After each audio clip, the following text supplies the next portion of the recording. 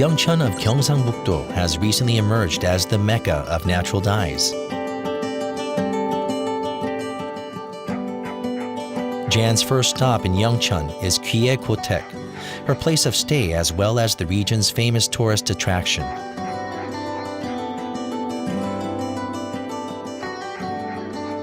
The house was built by Cho Myung-jik in 1767 when he came to Gyeori. The name Gwiae, meaning a hill with a tortoise, is the pen name of Cho Myung-jik's grandson, Jo-guk-seung.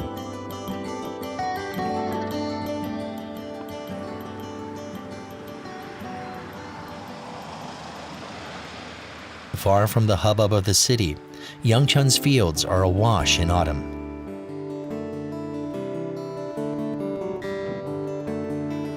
A rich and warm tone, autumn yellow is one of Jan's favorite colors.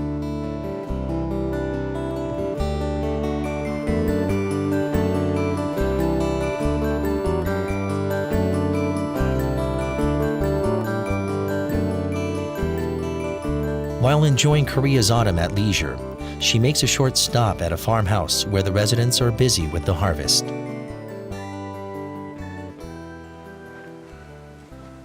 Hello. Hey.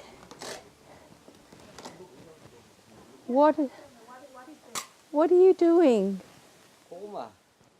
There's something cozy and heartwarming about the countryside, be it in Australia or Korea. 85. Wow. Thank you. The residents eagerly give the stranger some sweet potatoes to taste, proving the generosity of the Korean people. Oh. We do. Do you? Yes. You eat it raw? How about the Mm. It's quite sweet, but the texture is quite fibrous. Oh. And then there's the generosity of the people. When we saw the elderly people, man and woman, tending their crops, that they had spent so many hours tending the fields, picking the crops, and making them ready for market, and there they were just giving us a whole lot of sweet potatoes. So yeah, for me it was very humbling that somebody would want to give things away like that to a foreigner that they'd spent so much time in producing.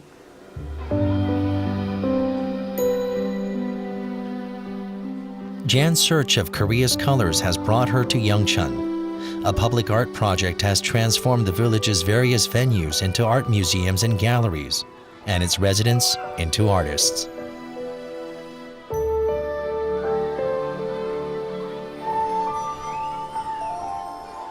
It all began here, at the Seon Art Museum. A school that was shut down 17 years ago because of a lack of students underwent a stunning transformation. The empty schoolyard became a grassy park filled with sculptures.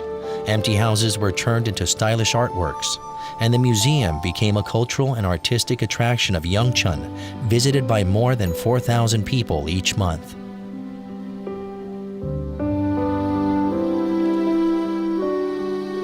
Jan is greeted by art wherever she goes. From the apricot trees that symbolize the loftiness of a classical scholar to the picturesque autumn sceneries, paintings colorfully decorate the walls of the houses.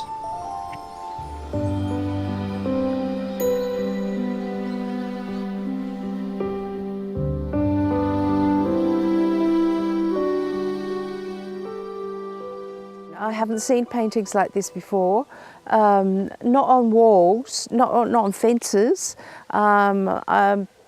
This one reminds me of the Korean countryside, and I can see the rice paddies and the mountains and the hillside. And this one I think is beautiful. I love the flowers. I believe they're a plum. It's a plum. It represents the countryside, I think, in two different ways. So I'm very impressed with this. I like the rough surface at the top here, and they look so beautifully done. So yeah, they're well done in Australia as well, but it's a different type of art.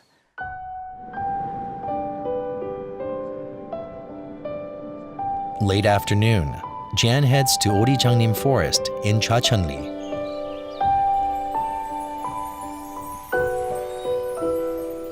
This lush forest has stood here for some 400 years. Its name derived from the fact that it stretches for 5 ri, pronounced o ri, which is equivalent to 2 kilometers. The forest has been designated as Natural Monument number 404.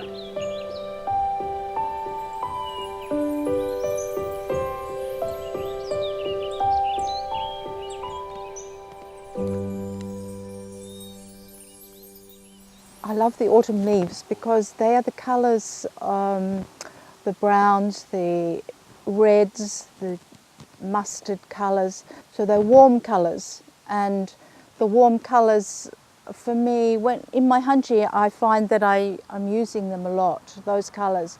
I tend to try other colours and then I go back to the autumny shades. So I think I would like to dye the hanji paper in a yellowy green colour, sort of to symbolise the turning of the leaves and the changing of the season from autumn as it goes into winter.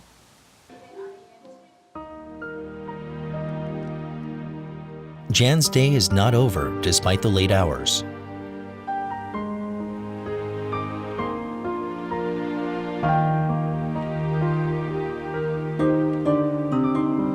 Currently writing a book on hanji, she needs to record everything she has seen and heard today.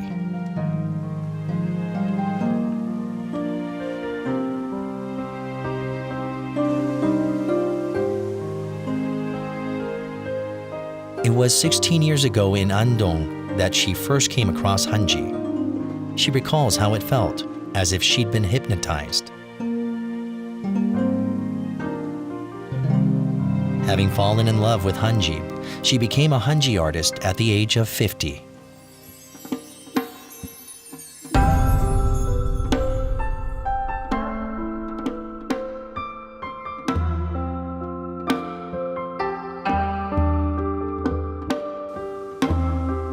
Even now, hanji never fails to move her with its new charms, the reason why she is all the more excited about tomorrow.